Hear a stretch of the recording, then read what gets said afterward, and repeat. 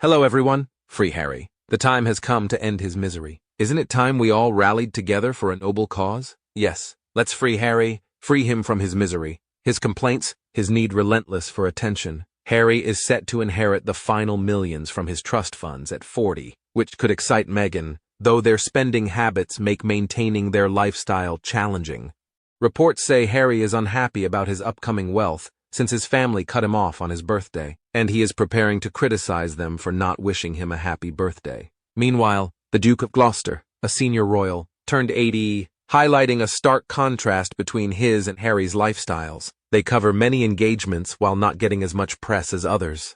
They have around 200 patronages and charities and attend 400 engagements annually. In 1972, Prince Richard married Danish native Birgitte van der Sar, a lawyer's daughter and full-time secretary, into the snobby royal family. When the Duke met Birgitte, he was studying architecture at the same institution and fifth in line to the throne.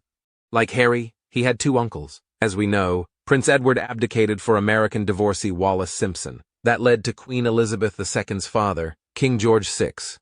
King George VI was spared. Richard was the youngest of two brothers. Prince William was his elder brother and dukedom heir.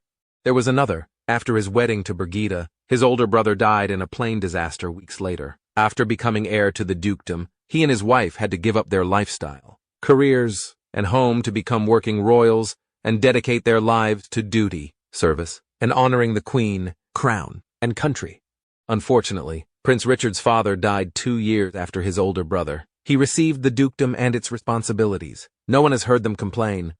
They have supported and defended the Queen. Now the King, the country, and the crown for 50 years, again proving that a second son, a born spare, can prioritize duty and commitment, something Harry apparently doesn't understand. 5 years after Harry found freedom, we still hear Harry complain about the hardships he had to endure as a royal, and Meghan still complains about how hard it was for her brief time as a royal. But the important thing is, do you think Harry is truly free when he is with Meghan? If you think Meghan is truly free, comment number 1, or if you don't think so, comment number 2. Back to the story. Penguin publishers have finally chosen to re-release Spare in paperback in October, so it will be repeated daily. Harry says, there won't be any revisions or new stories. I call it such since the book was just that, a poisoned pen letter, a burning book with many stories. The author usually adds chapters to a bestseller paperback. Harry has claimed he won't do this, but other media outlets think it's his olive branch to his family. I call bullshit. That story is nonsense because I think one of two things. First, I expect Harry to do Spare too. Remember his 4-book Penguin deal and his repeated threats that he has enough material for a second volume? I also think it's nonsense that he's attempting to make up with his family because of the release dates. Harry and Penguin publishers will release the US book on October 20th and the UK copy on October 24th. The King and Queen Camilla are on a state visit to Australia and Samoa on the 21st, when the King will give a crucial speech at the Commonwealth Heads of Government Conference. This will be a significant visit for their majesties, and the King's cancer treatment nearly prevented it. He has been approved for the long flight, and anyone who has flown from the UK to Australia knows it's hard. It doesn't matter if he's first class, it'll be more comfortable, but considering the King's age and cancer treatment, it will be difficult. So they've already declared the state visit to so many Australasia and New Zealand countries will be minor. Priorities include keeping the King calm and comfortable. Harry timed Spare's release to coincide with the date's release, which is no surprise again. I call BS if someone screams, and it's not Harry's fault.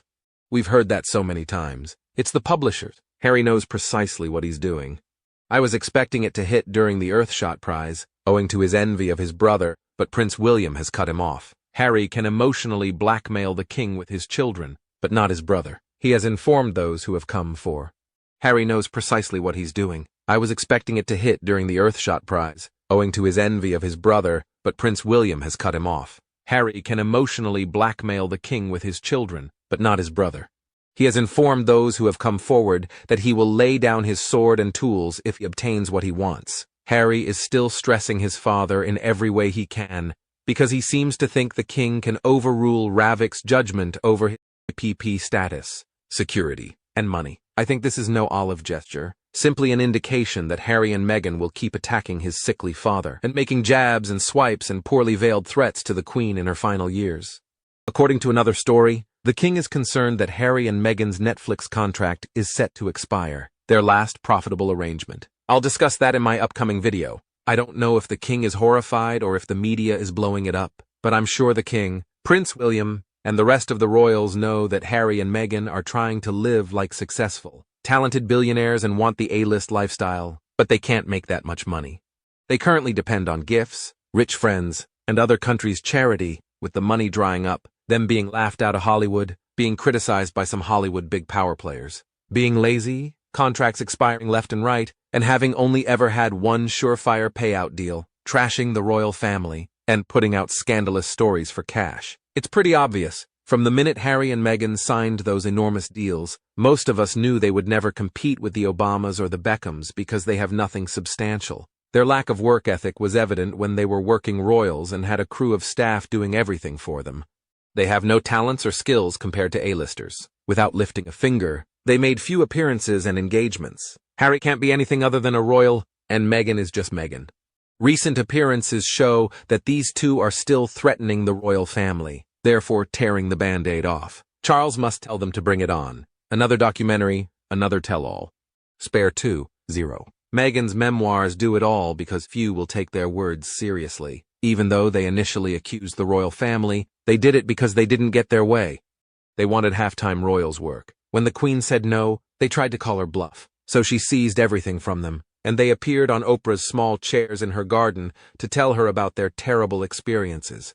Why would they want to have their cake and eat it and be half in, half out if they had to face all the misery, prejudice, and brutality they described? People forget this. Harry and Meghan didn't want to leave the royal family. They wanted to be compensated to cash in on commercial partnerships and attend high-profile events. Only after being rejected did they cry. Gayle, King, and Oprah saw and discussed the receipts. Meghan has receipts, text messages, and emails, according to one of her pals who was temporarily in the Vampire Diaries. They had no receipts or evidence, which is a bit of a problem for Harry and Meghan. Harry and Meghan are happy to lie to courts and lawyers during court hearings, and Harry is currently trying to suppress evidence in his own case, so nothing these two say makes sense. Their escape clause when called out for lying is, "It may not have happened, but we thought it did. I don't need proof because I believe it." In my opinion, after 5 years of the couple's freedom to live independently from the royals' gilded cage, where Harry's ancestors were caught and needed salvation, Harry should be entirely emancipated. Harry and Meghan deserve each other, not his wife. I hope they have a long, unhappy marriage. Release Harry from his royal duties as the fifth in line to the and remove the prince and princess titles from his children, Archie and Lily.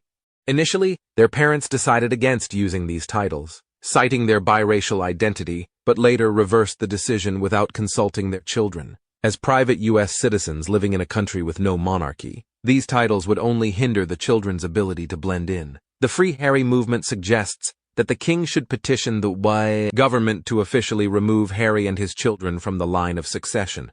Witnessing a 6-year temper tantrum from a 40-year-old man is disgusting and completely cringeworthy. Harry is a 40-year-old middle-aged angry toddler. He lives in the past and wallows in self-pity. "I'm so done with him." I still remember the doofus claiming I'm such a fraud. Meghan saved poor him from the hard life of royal duties. I get the impression he will never be happy irrespective of his position. The grass will always be greener. The problem isn't where he is, it's who he is. And this is aggravated by the missus. Had he insisted on his first dream to go to Africa and care for the safari animals with his loved ones in tow, that could have been perfect. But then we see now that he actually loves the high life.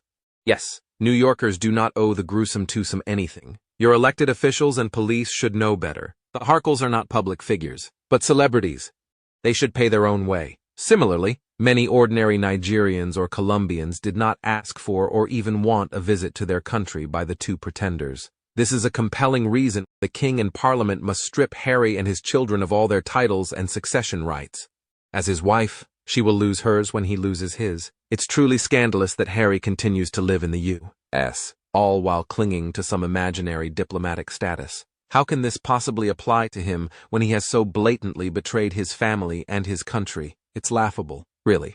Yet somehow, it's also an insult to the British people. Does he think that by playing pretend on American soil, he can maintain his royal sheen? It's utterly ridiculous, especially when you consider that he's the one who's been airing the family's dirty laundry to the world, his fantasy of grandeur abroad, all while making a mockery of the very titles and traditions he claims to despise. So that's what I wanted to express in today's video. Do you agree with my ideas and opinions? Now it's your time to share your ideas by writing a comment. Then don't forget to show your support by liking, sharing, and subscribing to our channel. Thank you very much. Goodbye, and I will see you again.